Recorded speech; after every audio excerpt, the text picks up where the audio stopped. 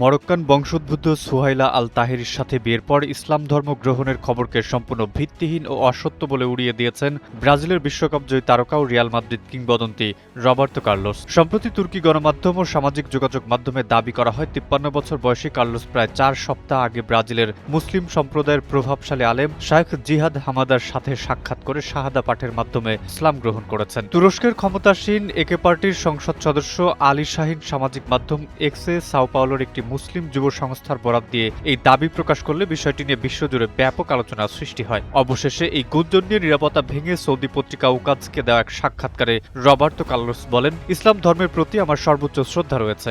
আমার স্ত্রীকে নিয়মিত নামাজ আদায় করতে দেখা এক অসাধারণ অনুভূতি। তবে আমার ইসলাম ধর্ম গ্রহণের যে খবর ছড়িয়েছে তা পুরোপুরি ভিত্তিহীন ও অসত্য।